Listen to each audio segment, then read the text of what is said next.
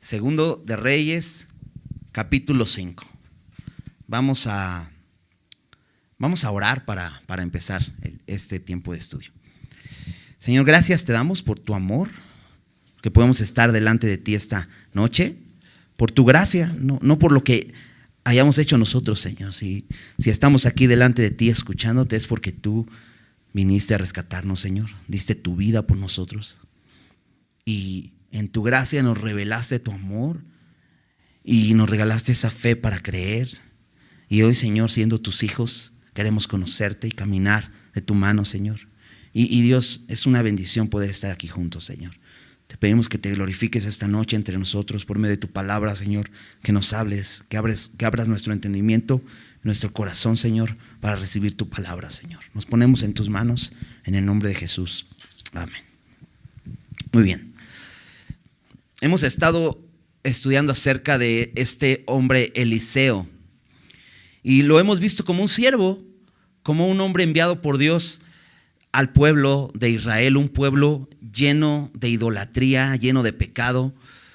¿Recuerdas? Fue el sucesor de Elías, otro gran profeta que Dios envía al pueblo de Israel y por medio del cual Dios se mostró al pueblo, mostró que Él es real. Pero Dios sigue dejando su testimonio y a pesar de que Elías fue llevado al cielo en un torbellino, ¿recuerdas? Pero queda este hombre Eliseo, que era un discípulo de Elías. Y lo vimos como un siervo, lo hemos visto así desde el principio, ¿no? Desde que cruza de nuevo el Jordán, después de que Elías es tomado en un torbellino, cruza de nuevo el Jordán. Y le piden los de la ciudad ahí en Jericó: oye, esta tierra que estamos no es una tierra fértil, las aguas no son buenas. Y vierte sal, ¿recuerdas? Y son sanas las aguas. Después lo vimos ayudando a una mujer viuda de Israel, una mujer que había sido esposa de un profeta. Y cómo le ayuda, ¿no? También la vimos ayudando al pueblo mismo de Israel en una batalla. Como el rey de Judá que iba con el rey de Israel van a consultar a Eliseo, ¿no? Y les dice: Dios les va a dar la victoria. Lo vimos también después de ayudar a esta mujer viuda con esta mujer de Sunem, la sunamita, como Dios le da un hijo. Y después Dios obra un milagro por medio de Eliseo para darle vida nuevamente a este hijo que había muerto. ¿Recuerdas? Y la semana pasada también estuvimos viendo acerca de estos otros dos milagros que suceden, cómo da de comer a los profetas y cómo puede con solo un poco de harina hacer bueno el guisado que habían hecho, que ya se había echado a perder, ¿no? Que estaba envenenado.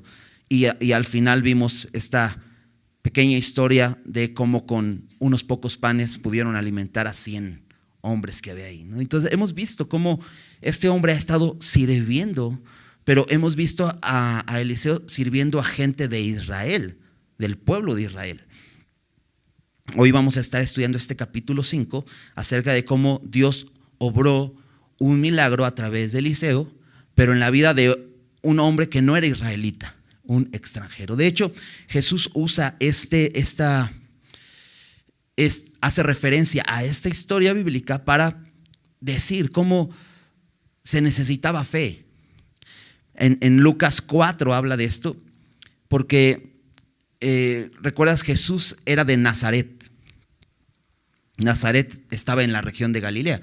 Jesús nació en Belén, era de la familia de David, pero sus padres vivían allá en Galilea, en Nazaret, y pues ahí crece Jesús, ¿no? Y estando Jesús en Nazaret, dice la palabra ahí en Lucas 4, que no pudo hacer muchos milagros entre ellos, porque ellos no podían creer que por medio de Jesús, el hijo del carpintero, pudieran ser sanos.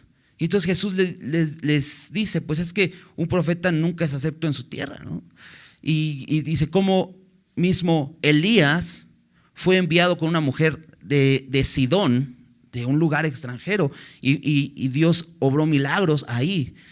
Y también menciona este caso que vamos a estar viendo el día de hoy acerca de este sirio llamado Naamán, que había muchos, dice Jesús, había muchos leprosos en Israel, y cómo Dios sanó a este hombre sirio extranjero, ¿no? Y por eso querían apedrear a Jesús, querían despeñarlo ahí en Lucas 4. Pero esto que vamos a ver el día de hoy no es simplemente como cuentos, ¿no? Sino son historias reales, ¿no? Y qué importante es poder considerar que Dios nos llama a andar por fe, ¿no? Creo que este es algo bien importante. Pero déjame leer el pasaje. Déjame leer unos cuantos versículos hasta el versículo 14 como para poder conocer el contexto completo, y vamos estudiando verso a verso. Dice así: Naamán, general del ejército del rey de Siria, era varón grande delante de su señor y lo tenía en alta estima, porque por medio de él había dado Jehová salvación a Siria. Era este hombre valeroso en extremo, pero leproso. Y de Siria habían salido bandas armadas y habían llevado cautiva de la tierra de Israel a una muchacha, la cual servía a la mujer de Naamán. Esta dijo a su señora: si rogase mi señor al profeta que está en Samaria, él lo sanaría de su lepra. Entrando Naamán a su señor, le relató diciendo: así y así ha dicho una muchacha que es de la tierra de Israel. Y le dijo el rey de Siria: anda, ve, y yo enviaré cartas al rey de Israel. Salió pues él, llevando consigo 10 talentos de plata y 6,000 piezas de oro y 10 mudas de vestidos. Tomó también cartas para el rey de Israel que decían así: cuando lleguen a ti estas cartas, sabe por ellas que yo envío a ti mi siervo Naamán para que lo sanes de su lepra. Luego que el rey de Israel leyó las cartas, rasgó sus vestidos y dijo: ¿soy yo Dios que mate y dé vida, para que éste envíe a que sane a un hombre de su lepra? Considerad ahora y ved cómo busca ocasión contra mí. Cuando Eliseo, el varón de Dios, oyó que el rey de Israel había rasgado sus vestidos, envió a decir al rey: ¿por qué has rasgado tus vestidos? Venga ahora a mí y sabrá que hay profeta en Israel. Y vino Naamán con sus caballos y con su carro, y se paró a las puertas de la casa de Eliseo. Entonces Eliseo le envió un mensajero diciendo: ve y lávate 7 veces en el Jordán, y tu carne se te restaurará y serás limpio.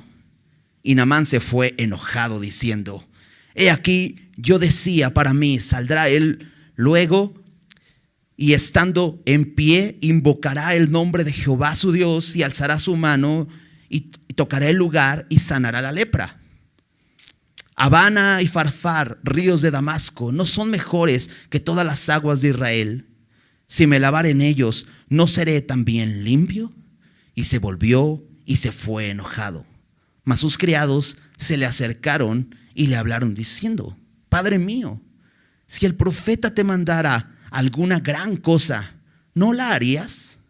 ¿Cuánto más diciéndote: lávate y serás limpio? Él entonces descendió y se zambulló 7 veces en el Jordán, conforme a la palabra del varón de Dios, y su carne se volvió como la carne de un niño y quedó limpio. Qué historia, ¿no? Interesante. Nos empieza diciendo que este hombre Naamán significa agradable o placentero, ¿no? Yo me lo imagino así, entendiendo lo que significa su nombre, como que era alguien con quien te gustaba estar, una persona agradable, una persona buena onda, ¿no? Y de hecho dice que era general, era una persona de renombre, era el general del ejército de su país, de Siria. Y dice que era varón grande delante de su señor, o sea, tenía renombre. Aparte dice que era de alta estima. No solo tenía renombre, sino delante de su rey era alguien muy importante para él. Y dice que por medio de él Dios había dado salvación a Siria. Ahora, esto no quiere decir que este pueblo, Siria, era un pueblo que honrara a Jehová. Sin embargo, la Biblia nos muestra con claridad quién es el que da la victoria, ¿no? de quién viene la victoria, es de Dios, a pesar de que este era un pueblo pagano. Porque Siria está al norte de Israel, ¿ok? Pero no es de Israel. Entonces, pero aquí vemos a este hombre como un hombre exitoso, un hombre de renombre, un hombre de mucha estima, poderoso, un hombre agradable. Tiene todo, ¿no? Tiene todo lo que quizá el mundo busca. Dice además que era valeroso en extremo, pero leproso. Y ese pero echa a perder todo, ¿verdad? Porque la descripción es increíble, ¿no? Y dices, yo quisiera ser así, valeroso, buena onda, caerle bien a todos, que me reconozcan, que tenga un buen puesto, una posición, pero leproso. Y esa es la miseria del ser humano. Te he dicho antes, ¿no? Siempre que vas leyendo en la Biblia y encuentras un pero con respecto a Dios, es increíble, ¿no? Porque cuando Dios nos muestra lo que somos y lo que merecemos por nuestro pecado y encuentras, pero Dios que es bueno, que es rico en misericordia, pero Dios que nos ama, ¿no?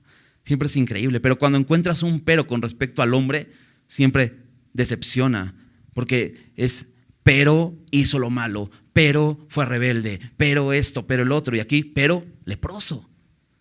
Porque te digo, esa es la miseria del ser humano. Podemos ser muy exitosos, podemos buscar lo mejor de nosotros, sacar lo mejor, trabajar duro, ser esforzados, pero al final tenemos un gran defecto, tenemos una enfermedad, como este hombre, una enfermedad terrible, incurable, como la lepra, el pecado. Somos pecadores y eso nos mantiene como hombres miserables. Este hombre es miserable porque aunque tiene todo, pero es leproso. Versículo 2. Y de Siria habían salido bandas armadas que habían llevado cautiva de la tierra de Israel a una muchacha, la cual servía a la mujer de Naamán. Y ésta dijo a su señora: si rogase mi señora al profeta que está en Samaria, él lo sanaría de su lepra. De pronto, aquí la historia nos platica acerca de una persona que estaba ahí en Siria. Pero ve las condiciones de esta muchacha. Algunos dicen que era una niña o adolescente. Esta muchacha fue secuestrada de Israel en todas estas guerras que habían, en todas estas incursiones que hacían de diferentes como invasiones. Dice que salieron bandas armadas de Siria y se llevaron cautivas, o sea, secuestrada como esclava fuera de su país a esta muchacha. Y era una esclava, dice que servía a la mujer de Naamán, estaba como una esclava. Y dices, qué circunstancias tan más difíciles. Pero fíjate, esta chica que está en una situación así, le dice a su señora: si rogase mi señora al profeta que está en Samaria, él lo sanaría de su lepra. Esta chica, a pesar de estar en esa condición, habla, da testimonio de que hay un profeta en Israel. ¿Cómo enfrento mis adversidades? Porque de pronto volteo alrededor y puedo encontrarme en situaciones adversas continuamente, ¿no? Y entre más pienso, pues más feo se pone el asunto. Y de pronto hay queja en mi vida, ¿no?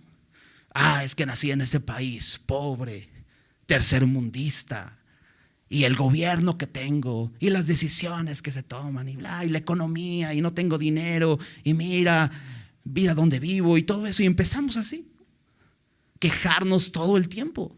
Pero ve, esta chica está cautiva, o sea, esto es fuera de su país, lejos de su familia, se la llevaron secuestrada a la fuerza y la tienen como una esclava. Y ve, aún ahí habla de que hay un profeta en Israel. ¿Sabes? Dios escogió a Israel para que en Israel fueran benditas todas las familias de la tierra, ¿no? Fue una promesa que constantemente Dios dio a Abraham, a Isaac, a Jacob. Por eso formó esta nación, porque el propósito de esta nación es que esta nación fuera luz a las naciones. que por medio de esta nación el mundo entero llegara a conocer al Dios verdadero. Y esta chica, en medio de sus adversidades, está cumpliendo con su tarea, porque es una israelita. Y le dice a su amo que hay un profeta en Israel, a pesar de sus circunstancias. ¿Sabes? Somos llamados a hacer luz. Dios nos ha llamado. Jesús dijo: ustedes son la luz del mundo. Allá en Mateo 5:14, Él les dice: ustedes son la luz del mundo. Una ciudad asentada sobre un monte no se puede esconder. ¿Dónde está asentada tu vida? ¿Está sobre un monte o tu vida está escondida?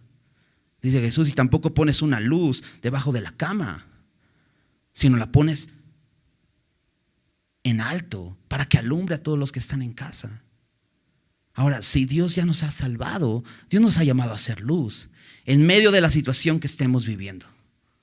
Estamos aquí para hacer luz, para hablar de Él, para hablar que hay un Dios verdadero, hay un Dios que envió a su Hijo para salvarnos de nuestra lepra, de nuestro pecado, de nuestra miseria. Es muy interesante cómo esta chica está ahí. Me recuerda un poco a José, el hijo de Jacob, que conocemos como José el soñador. ¿Recuerdas también? Sus hermanos lo venden, lo compran en Egipto, lo ponen a servir en una casa, y él sabía que había un propósito. Y al final él dice: no se preocupen, Dios me trajo aquí con un propósito, para salvarlos a ustedes. Qué increíble poder ver la vida de esa manera. Pero ¿sabes qué necesitas para eso? Tener la mirada puesta en las cosas de arriba. Porque si tienes tu mirada puesta en las cosas de este mundo, pues vas a encontrar un buen de cosas de qué quejarte, ¿no? Siempre vamos a encontrar de qué quejarnos.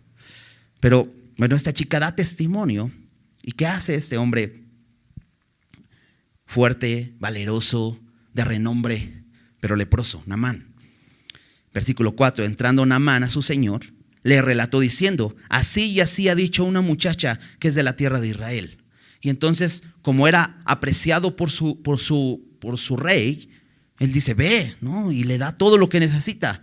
Tú ve, yo voy a mandar cartas para que te reciban allá, te ayuden. Y lleva el suficiente dinero para poder comprar su sanidad. ¿Te das cuenta? Dice que lleva 10 talentos de plata y 6,000 piezas de oro y 10 mudas de vestidos. Estos vestidos eran ropajes reales. ¿Para qué? Para comprar su sanidad. Dice: no voy de gratis, tengo con qué. Y esto me hace pensar una cosa: ¿cuántas cosas habrá hecho Naamán para ser limpio de su lepra?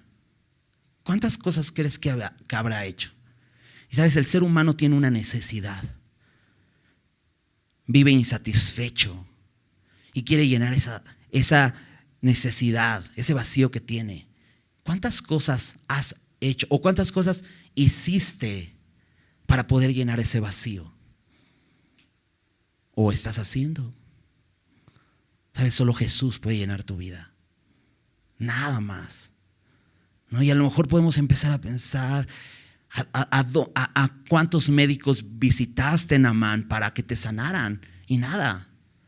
Aquí lleva el suficiente dinero porque aún sigue confiando en sus recursos. Y ahí va, con toda esta cantidad de dinero. Pero bueno, llegan estas cartas al rey de Israel. Y el rey de Israel las lee, porque la carta es muy interesante. Dice: cuando lleguen estas cartas a ti, sabe por ellas que yo envío a ti a mi siervo Naamán para que lo sanes de su lepra. Y esto es muy extraño, porque el rey de Siria le está diciendo al rey de Israel que sane a Naamán de su lepra. Y dices: pues es que lo envió al lugar incorrecto. Pero escucha esto: el rey de Israel es el representante del pueblo de Israel. Y el rey de Israel, Dios quería que fuera un representante de Dios ante el pueblo.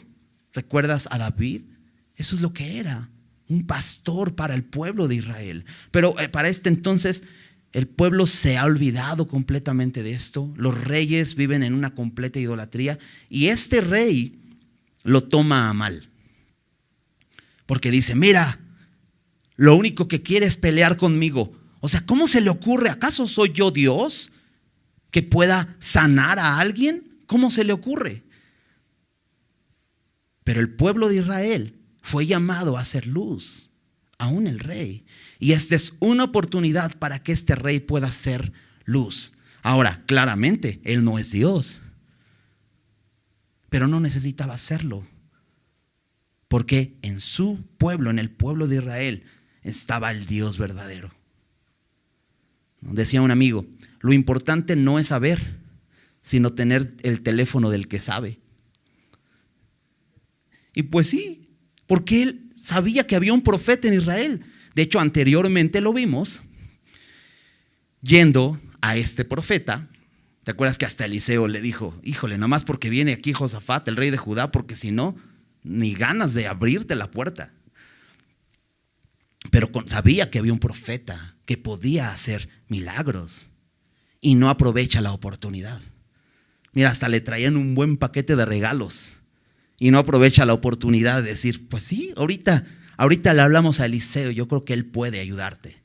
Pero no, lo toma a mal. Y este es Joram y es su carácter. En el capítulo 3, ¿recuerdas en esta alianza que hace el rey de Judá con el rey de Israel cuando van a pelear contra los moabitas que se rebelan?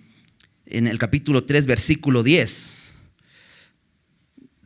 Bueno, en el versículo 9 dice que estaban por el desierto con sus camellos y todos sedientos, no había agua. Y en el versículo 10 dice, entonces el rey de Israel dijo, que ha llamado Jehová a estos 3 reyes para entregarlos en manos de los moabitas.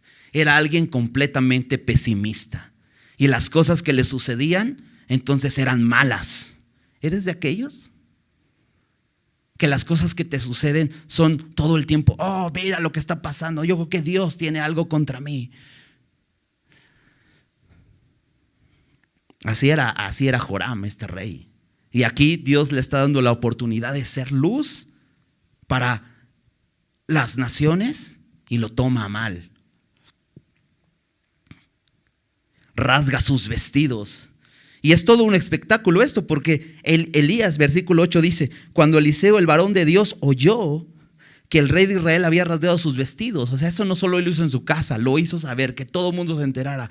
Híjole, el rey está deprimido, el rey está molesto, el rey ha rasgado sus vestidos. Eliseo se entera de esto y le manda a decir, ¿por qué has rasgado tus vestidos? Pues que venga a mí, que venga a mí.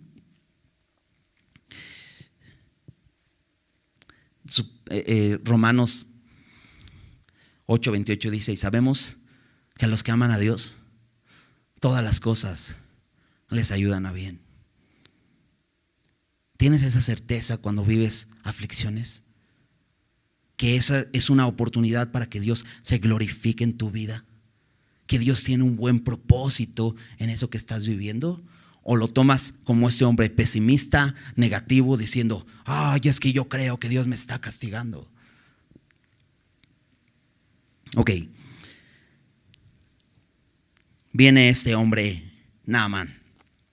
Versículo 9. Y vino Naamán, chécate, con sus caballos y con su carro, y se paró a las puertas de la casa de Eliseo. Ya vimos, era un hombre de renombre. Probablemente viene con todo su séquito, con toda su compañía, ¿no? Con sus caballos, dice, con su carro, tenía su propio carro, quizá un Ferrari, ¿no? Llega, ¿no? Así, con toda su grandeza, se para a la puerta y fíjate lo que hace Eliseo. Eliseo le envía un mensajero. Qué grosero, qué grosero varón de Dios. Ni siquiera salió a recibirme. De hecho, dice ahí que se fue enojado porque le manda un mensajero a decirle, ve y lávate 7 veces en el Jordán y tu carne se restaurará y serás limpio. No sale Eliseo. Y este hombre se ofende. De hecho, él ya traía su plan. Él dice, yo creía que pues, lo que tiene que hacer, ¿no? Pues lo que tiene que hacer un pastor es venir y visitarme y orar por mí y estar atento. ¿No te ha pasado que de pronto dices, ay no, qué mal, que no se preocupan por mí? Hay algo aquí interesante. Eliseo no sale. Este hombre es un leproso. En Levítico habla acerca de los leprosos. Y de hecho, si tú tocabas a un leproso, te convertirás en un hombre inmundo. Y había todo un proceso de purificación. Pero este hombre se molesta, se va enojado, incluso se siente merecedor, porque llega así con toda su gloria, así de, oh, yo soy Naamán, o sea, merezco que me atiendan, merezco que Dios me ame, merezco que Dios me dé lo que yo necesito. Y se ofende. Y muchas veces venimos así a Dios. Y queremos que nos atiendan como nos merecemos. Y qué triste si Dios nos diera lo que nos merecemos. Porque nos merecemos la muerte, nos merecemos el infierno. Eso es lo que nos merecemos. Así que tengamos cuidado cuando estamos exigiéndole a Dios lo que merecemos. Porque Dios nos da su misericordia. Se siente merecedor, incluso se siente que su nación es superior. Porque dice, los ríos de Damasco no son mejores que este Jordán. ¿Cómo me manda a hacer eso? ¿Cómo se le ocurre? ¿Te ofende cuando la Biblia te dice que eres un pecador? ¿Sabes? La Biblia nos muestra como fracasados. Eso somos, perdedores. ¿Lo ha reconocido? De hecho, Jesús, en las bienaventuranzas, ahí en Mateo 5, la primera bienaventuranza en Mateo 5:3 dice, bienaventurados los pobres en espíritu. ¿Has reconocido tu pobreza? ¿Has reconocido que eres un miserable, que necesitas ser salvado, que no puedes solo? Qué bueno que lo has reconocido, si ya lo reconociste. Si no, necesitas saberlo, eres un miserable pecador. Porque la única manera de que seas perdonado es reconocer que eres un miserable pecador. Si no lo reconoces, entonces nunca te vas a acercar. Naamán necesitaba entenderlo. Porque aunque era un leproso, pero aún tenía muchos recursos propios, tenía muchos títulos, tenía mucha fuerza. Se va enojado, dice al final del versículo 12. Dice, mas sus criados se le acercaron y le dijeron, Padre mío. ¿Te das cuenta cómo era un hombre honorable? Porque sus criados dicen, Padre mío. O sea, lo reconocen como alguien muy importante. Si el profeta te mandara a hacer una gran cosa, si te mandara en una misión difícil, pues tú eres Naamán, ¿no lo harías? Ahora solamente te dijo, ve y lávate. Es muy difícil. Pero sabes, el mundo sigue intentando en sus fuerzas hacer algo por ellos mismos. Tú dime cómo me acerco a Dios y yo lo hago. Pues la forma de acercarte a Dios es creer en el sacrificio de Jesús. Solo creer en Jesús. Porque en Él solo hay salvación. Dice la Biblia, en ningún otro hay salvación. Solo en el nombre de Cristo. No, pero a mí dime qué hago. No necesitas hacer nada, solo creer. No, pero pues necesito ir a la villa, necesito no comer esto, necesito predicar a la gente. ¿Qué hago? Nada, solo necesitas creer. Y la gente se enoja. Solo creer en Jesús. ¿Es muy difícil eso? Él ya lo hizo todo. Él ya pagó por tus pecados en la cruz. Él ya lo ha hecho todo. No necesitas hacer nada, solo creer. Y el mundo te dice, no me gusta, gracias. El orgullo del ser humano. Porque necesitas humillarte. Necesitas reconocerte como alguien que no puede. ¿Sabes? no presumimos de nuestras obras. La Biblia dice que no es por obras para que nadie se gloríe. Confiamos en la obra de otro, porque reconocemos que nuestras obras, nuestros intentos son un fracaso, son insuficientes. Pero no es muy difícil reconocerlo, porque es la verdad. Somos insuficientes delante de Dios, somos un fracaso como seres humanos, hemos pecado, hemos fallado. Es un regalo. Y es lo que le dicen sus siervos. Pues solamente te dijo, ve y lávate. No es algo muy, muy difícil que tengas que hacer. Me encanta porque este hombre al final decide lavarse. Versículo 14. Él entonces descendió y se zambulló 7 veces en el Jordán. Fíjate, conforme a la palabra del varón de Dios. La fe y la obediencia siempre van de la mano. Yo lo he dicho otras veces. La evidencia de la fe es la obediencia. No puedes simplemente decir sí creo y no hacer lo que te dicen. De hecho, el arrepentimiento, cuando nos arrepentimos, la palabra que usa la Biblia para arrepentimiento es la palabra cambio de mente. Significa eso, metanoia, cambio de mente, que te hace cambiar de forma de ver las cosas, de forma de pensar. Te pone las cosas como Dios las ve. Le llamas pecado a lo que Dios llama pecado. Y si Dios te dice la fornicación es pecado, arrepentirte es decir, ok, Dios está diciendo que la fornicación es pecado. Yo me tengo que alejar de la fornicación, porque eso es pecado. El que tú digas simplemente estoy arrepentido no muestra arrepentimiento, sino el que tú te alejes de la fornicación. Cuando la Biblia te dice robar es pecado, si tú sigues robando, o sea, tienes el conocimiento, lo sabes, pero mientras tú no te alejes de ese pecado, entonces no hay arrepentimiento.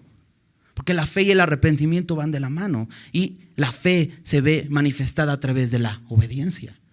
Este hombre lo que está haciendo es zambullirse.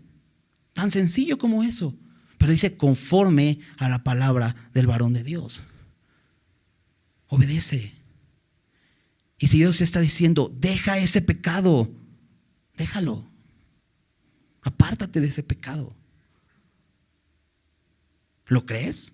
¿Crees lo que Dios dice? Entonces obedécelo. Este hombre lo hace y fíjate, y su carne se volvió como la carne de un niño y quedó limpio. ¿No es lo que había dicho? Ok, hubiera ido a los ríos de Samaria, pero no fue lo que Dios dijo. Siempre buscamos un mejor plan, pero no hay mejor plan que el que Dios nos da. Entonces, algunos comentan que aquí fue como que el nuevo nacimiento de Naamán, porque dice que quedó su carne como la carne de un niño. Y es que fíjate lo que continúa diciendo, versículo 15. Y volvió al varón de Dios,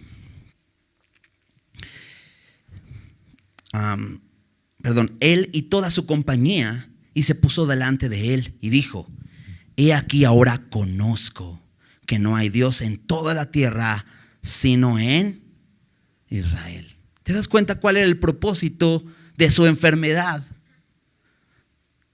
Que conociera a Dios. Y lo conoció. Y dice, ahora entiendo, no hay otro Dios. Solo hay un Dios. Y es el que está en Israel. Todos los demás, seguramente Naamán ya lo había intentado con otros dioses. Pero mira, el Dios de Israel es el Dios verdadero y él lo confiesa. No hay otro. Te ruego que recibas algún presente de tu siervo. Y aquí muchas personas creen que se trata de hacer algo para Dios. De hecho, la religión nos invita a eso. La religión te dice, sí es fe, pero también tienes que hacer esto. Pero fíjate qué hace Eliseo. Mas él dijo, vive Jehová, en cuya presencia estoy, que no aceptaré. Y le instaba a que aceptara alguna cosa, pero él no quiso. Porque Eliseo le quiere mostrar el mensaje completo. Es por gracia. Es un regalo que ya está pagado. No necesitas pagar nada. ¿Quieres corresponder al amor de Dios? Puedes hacerlo, pero nunca vas a poder pagar su salvación. Nunca vamos a poder hacer deudor a Dios de nosotros. Nunca vamos a poder llegar a su presencia y decirme, bueno, tú me diste el primer empujón, pero todo lo demás yo me lo gané. No, todo se lo debemos a Él. Y aunque sirvamos con toda nuestra vida, nunca vamos a pagar la deuda. No nos alcanza. La sangre de Cristo es muy costosa. Pero podemos corresponder. Por eso dice Romanos 12:1, les ruego, hermanos, por esas misericordias, que presentes tu cuerpo en sacrificio vivo, santo y agradable a Dios. Es lo más lógico que puedes hacer ante su gracia y su amor. Hazlo, pero no es para pagar. Este hombre quiere pagar el favor. Aún tiene que entender que es por gracia. Versículo 16. Mas él dijo, versículo 17. Entonces Naamán dijo, te ruego pues, de esta tierra no se dará a tu siervo la carga de un par de mulas, porque de aquí en adelante tu siervo no sacrificará holocausto ni ofrecerá sacrificio a otros dioses, sino a Jehová. ¿Te das cuenta su arrepentimiento? Él entendió, no hay otro Dios. Y lo que le pide aquí es muy extraño, porque después de que no acepta el regalo, dice, bueno, si tú no me vas a recibir ningún regalo, yo sí te quiero pedir algo. Déjame llevarme un poco de tierra de aquí. Y eso es muy extraño. ¿Cómo se quiere llevar la tierra de ahí? Quizá en su inmadurez, porque es un recién convertido, cree que la tierra de Israel es mejor que la tierra de Siria. Pero aquí podemos encontrar algo bello, porque lo que este hombre quiere es llevarse un poco de Israel con él, porque sabe que en Israel está el Dios verdadero. Es como nosotros anhelar el cielo y querer un poco de cielo, ¿no? Y pienso en esto y digo, Dios nos ha dado un poco del cielo. Dice que su Espíritu Santo son las arras, ¿no? que quiere decir la garantía, ¿no? de esa promesa que nos ha dado. O sea, nos ha dado un poquito de todo lo que vamos a disfrutar delante de Él. Nos ha dado su palabra, porque su palabra es una bendición para nosotros, porque nos recuerda las promesas de Dios, nos recuerda nuestro futuro con Él, nos recuerda lo que Él ha hecho por nosotros, nos recuerda su amor, toda su gracia. ¿Sabes? La Biblia sería como un pedazo de cielo para nosotros también. Por eso es importante depender de ella, porque ahí vamos a enfocarnos todo el tiempo. Te decía hace un rato, ¿cómo podemos tener la mirada en las cosas de arriba para no ser pesimistas con todo lo que sucede alrededor, para que no haya queja en nuestro corazón? ¿Cómo podemos poner la mirada en las cosas de arriba?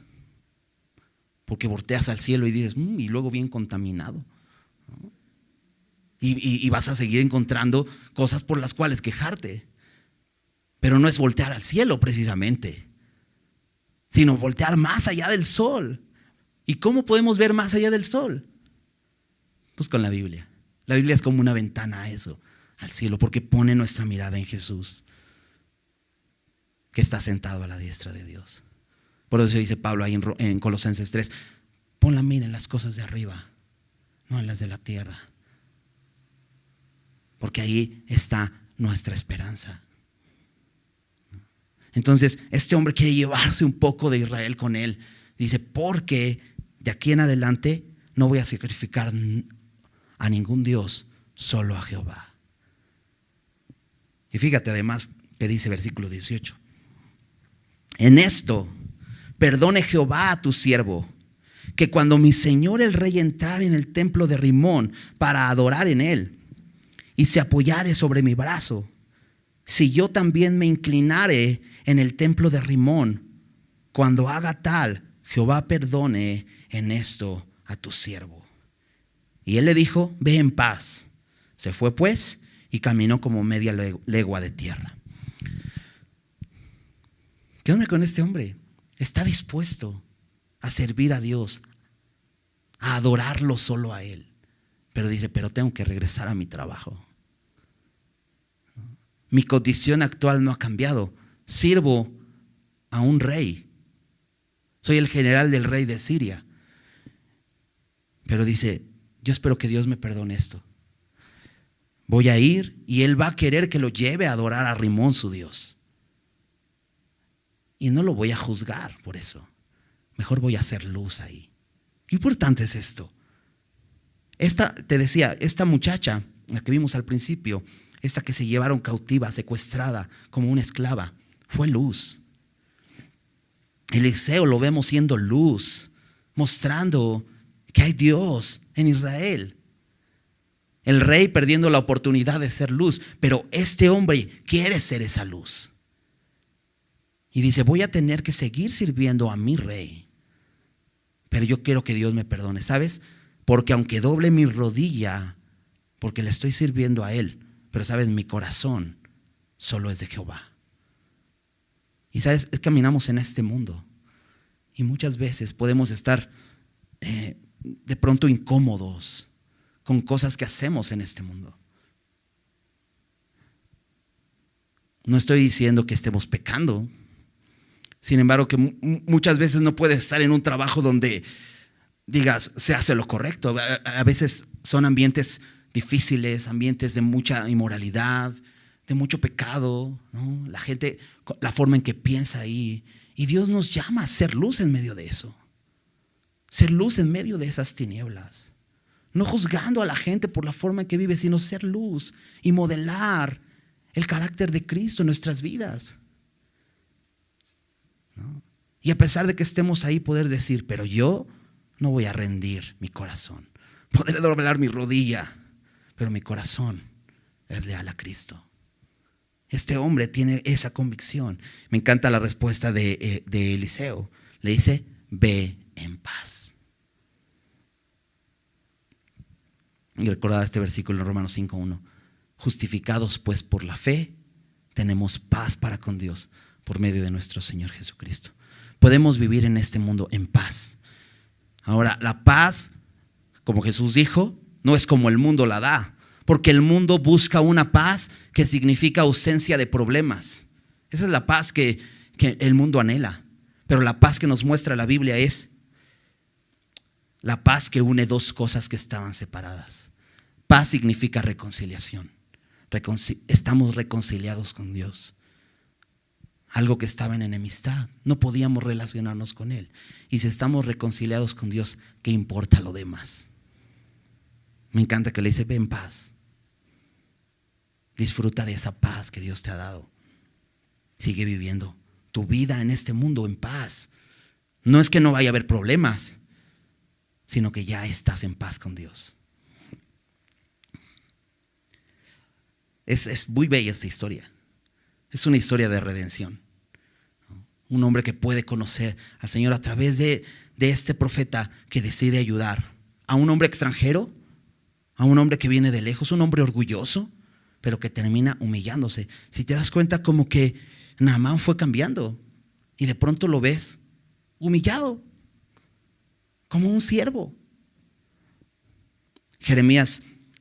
En Jeremías 9, acompáñame ahí, Jeremías 9, hay un versículo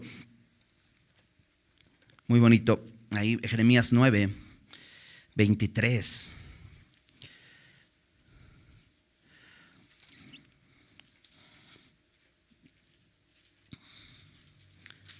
Y 24, dice así: así dijo Jehová, no se alabe el sabio en su sabiduría, ni en su valentía se alabe el valiente, ni el rico se alabe en sus riquezas.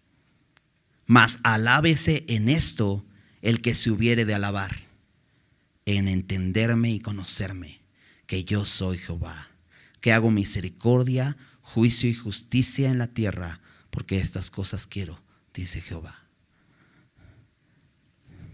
¿Eres alguien exitoso en tu trabajo? Qué bueno, úsalo para hacer luz. ¿Eres alguien fuerte? ¿Eres alguien sabio? ¿Eres alguien rico? Bueno, no te alabes en esas cosas. Alábate en que conoces al Señor, en que puedes hoy tener una relación con Él, en que estás en paz con Él. Si algo tienes que presumir a la gente es eso. Sabes, tengo una relación con Dios. Porque Él me amó. Porque Él tuvo misericordia de mí. Hice luz donde estás. Este hombre ha cambiado, cambió su vida. Ahora, vamos a seguir leyendo, porque no ha acabado el capítulo y no ha acabado la historia. Y es que esto que va a suceder va a ensuciar un poco, esta bella historia la va a ensuciar un poco. Pero tenemos que verlo. Entonces, dice versículo 20. Entonces, Giezi es el siervo de Eliseo, ya lo hemos visto anteriormente. Es aquel que corrió con el báculo de Eliseo a ponerlo sobre la cara del niño que había muerto, ¿recuerdas? Bueno, entonces Giezi, criado de Eliseo, el varón de Dios, dijo entre sí: he aquí, mi señor estorbó a este sirio Naamán, no tomando de su mano las cosas que había traído. Vive Jehová, que correré yo tras él y tomaré de él alguna cosa. Y siguió Giezi a Naamán, y cuando vio Naamán que venía corriendo tras él, se bajó del carro para recibirle y dijo: ¿va todo bien? Y él dijo: bien, mi señor me envía a decirte: he aquí vinieron a mí en esta hora del monte de Efraín 2 jóvenes de los hijos de los profetas. Te ruego que les des 1 talento de plata y 2 vestidos nuevos. Dijo Naamán: te ruego que tomes 2 talentos. Y le insistió y ató 2 talentos de plata en 2 bolsas y 2 vestidos nuevos, y los puso todos a cuestas a 2 de sus criados para que lo llevasen delante de él.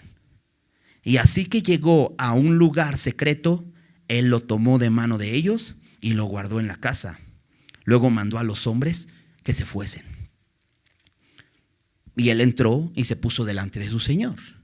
Y Eliseo le dijo: ¿de dónde vienes, Giezi? Y él dijo: tu siervo no ha ido a ninguna parte.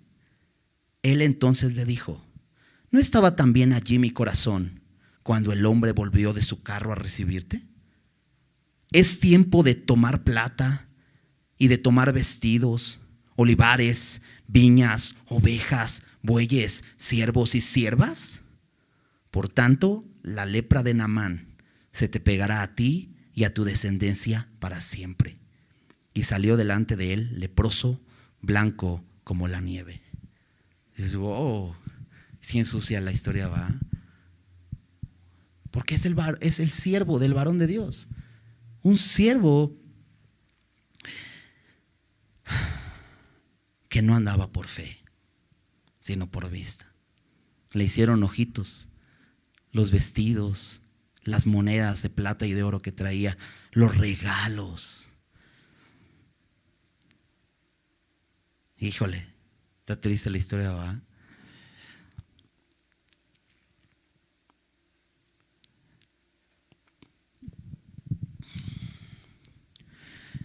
Va porque pone sus ojos en las cosas de este mundo, en las cosas de la tierra. No sé qué quería hacer con el dinero, pero va tras él. Y hasta dice: vive Jehová, que correré yo tras él y tomaré de él alguna cosa. Su deseo, su codicia. Pero era el siervo del varón de Dios. Había visto milagros, obrar milagros por medio de Eliseo. Dios había hecho esos milagros y él lo había visto, él era testigo. ¿Te acuerdas de Judas? Más o menos, ¿verdad?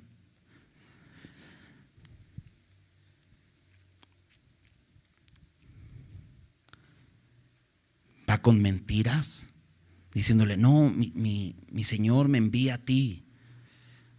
O sea, esto está tonto. O sea, Eliseo alimentó a 100 hombres con unos pocos panes. O sea, ¿para qué va a mandar a pedir dinero a Naamán? Si Dios es el que provee todas las cosas que necesitamos. Pero este hombre quiere el regalo. Va con mentiras. Dice en el versículo 24 que llegó a un lugar secreto. Y esa palabra es interesante, secreto. Porque el enemigo va a tentarnos para que vivamos en secreto y que pequemos en secreto. Pero ¿sabes? Dios todo lo sabe. Es interesante la respuesta de Eliseo.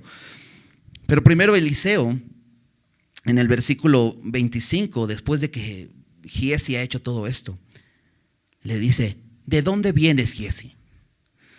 Y la pregunta es interesante porque no le dice: ¿qué has hecho, Giezi? ¿Dónde has estado? No, ¿de dónde vienes? Eliseo sabía que había ido a algún lado y le está diciendo: ¿de dónde vienes? Giezi debió haber pensado: creo que sí me vio, ya me cacharon. Creo que es una buena, es bueno ver esto, ¿no? Dios siempre va a preguntar. Recuerdo un poco cuando, ¿recuerdas en Génesis?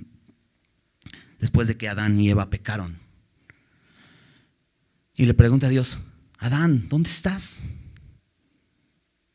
No porque Dios no supiera dónde estaba, sino más bien preguntándote a ti: ¿tú sabes dónde estás? ¿Sabes tu condición? ¿Conoces la miseria de tu corazón ahora? ¿Dónde estás? ¿De dónde vienes, Giezi? Le pregunta. Y vuelve a mentir. Dice: no, pues yo no he ido a ningún lado, aquí he estado todo el tiempo. Y dice: ¿no estaba ahí mi corazón? ¿Sabes? Algo que nos acompaña a todos lados: nuestra conciencia. Pero sabes, Dios todo lo ve. Dice Hebreos 4:13: y no hay cosa que no sea manifiesta en su presencia. Dice: antes bien todas las cosas están desnudas y abiertas a los ojos de aquel a quien debemos de dar cuentas. Debemos andar en temor. Dios sabe. Dios conoce nuestros corazones. Debemos examinarnos y arrepentirnos. Pero este hombre no quiere arrepentirse, no quiere reconocer su pecado. Ahora, chécate estas preguntas que sigue haciendo después de decirle: ¿no estaba mi corazón ahí? ¿Es tiempo de tomar plata, de tomar vestidos, olivares, viñas, ovejas, bueyes, siervos y siervas? Somos llamados a hacer luz en este mundo. Pero sabes, la vida en este mundo es muy breve. Si hemos creído en el Señor, Él nos ha garantizado estar con Él por siempre. Nos ha invitado a vivir en su reino. No somos llamados a hacer riquezas en este mundo. Jesús ahí en Mateo 6, 19 dice: hagan tesoros en el cielo, donde los ladrones no roban, donde la polilla no corrompe. Hagan tesoros en el cielo. Hemos sido llamados a hacer tesoros en el cielo. Es tiempo de tomar plata y tomar vestidos. Este mundo te dice: es tiempo de hacer dinero. ¿En serio? Familia, hermanos, hermanas, nuestro tesoro debe estar en el cielo. Aquí vamos de paso. Somos llamados a hacer luz, no a hacer dinero. Este tiempo no es para enriquecernos. Este tiempo es para darle gloria, para que otros puedan conocerlo. Para eso seguimos aquí. El enemigo va a querer ofrecernos cosas, pero debemos poner la mirada en las cosas de arriba, para poder menospreciar esos ofrecimientos del enemigo. Hay un proverbio que dice: el corazón saciado desprecia el panal de miel. Y si ya te ha saciado el Señor, va a ser fácil decir no a los ofrecimientos del mundo. Acompáñame a 1 Timoteo 6.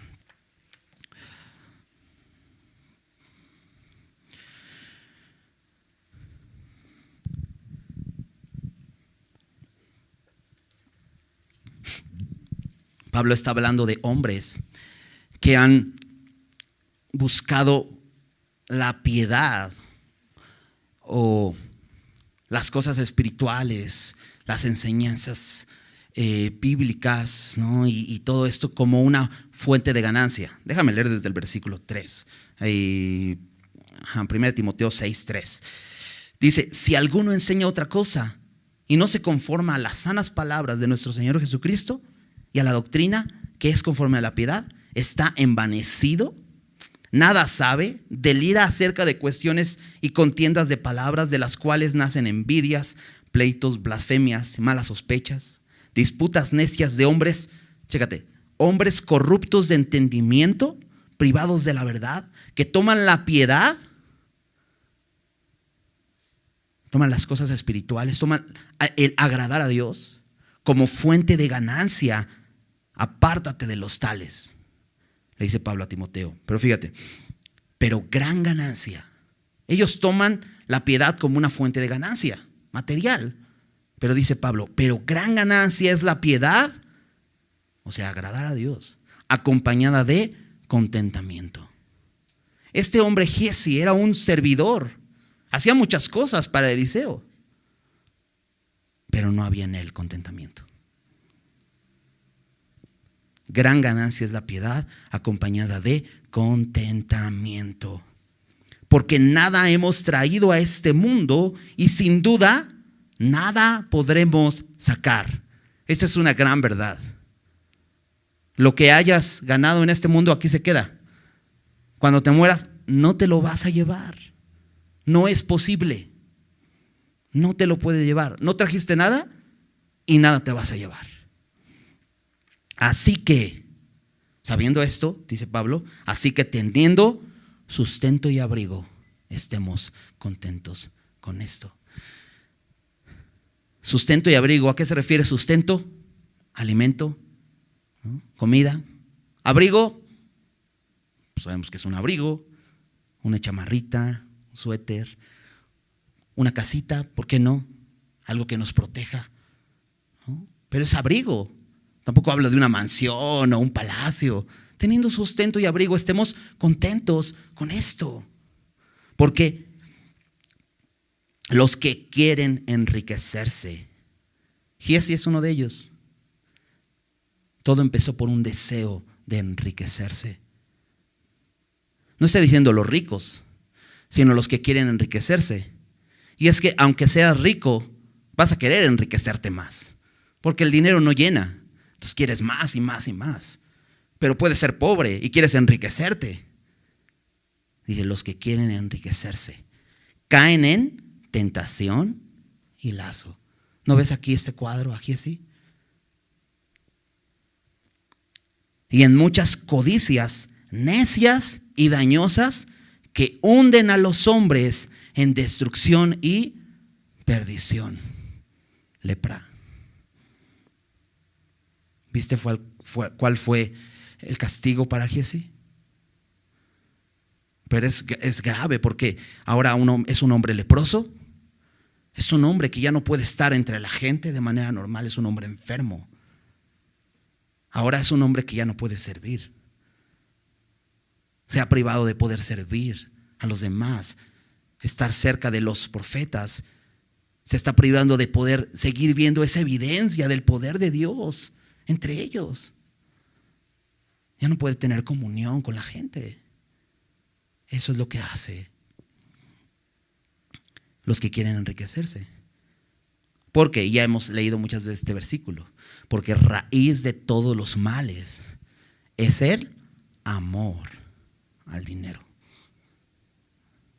No es el dinero, es el amor al dinero. Dice, el cual, codiciando algunos, se extraviaron de la fe. Cuando codicias, es que estás poniendo tu mirada en algo. Y entonces te extravías de la fe.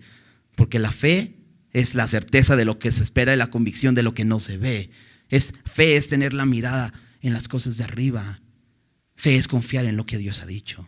Pero cuando amas el dinero, entonces codicias, entonces empiezas a andar por vista. Y entonces te extravías de la fe. Dice, se extraviaron de la fe y fueron traspasados de muchos dolores. Porque aparte, esta enfermedad de la piel, lepra, causaba dolor. Y ahí está Giesi. ¿Somos llamados a hacer dinero? Ahora, si Dios te tiene en un lugar donde puedes ganar bien, donde tienes una buena remuneración económica, sé luz ahí. Y que seas como Naamán. No te arrodilles ante el dinero. Dale tu corazón a Dios. Que seas como Naamán, que dice, veo a este mundo cómo se arrodillan ante el dinero, pero yo no. Mi corazón es de Él. Trabajo para esta empresa y trabajo duro, y esta empresa se gana muy bien y está siendo exitosa. Que bueno, tú sé luz ahí. Porque esa gente vive en tinieblas y necesita hacer luz ahí. Somos llamados a hacer luz. ¿Con quién te identificas en esta historia? ¿Con esta muchacha que fue secuestrada, que fue llevada de su país y estaba siendo esclava y vivía en circunstancias sumamente difíciles, pero que a pesar de eso pudo ser luz? ¿O con quién te identificas? ¿Con este rey pesimista que piensa que todo está en su contra? ¿O con Eliseo, que fue capaz de mostrarle a un hombre, ¿sabes qué? Eres un pecador, no puedo salir a verte, necesitas ser limpio primero? ¿O con Naamán? ¿En qué etapa? En la etapa que está enojado porque tus recursos no te alcanzan para comprarle el favor de Dios. ¿O con ese Naamán humillado que dice, ok, que se sumerge y obedece en fe y que recibe limpieza? Ahora, como creyentes, y regresando a ese punto,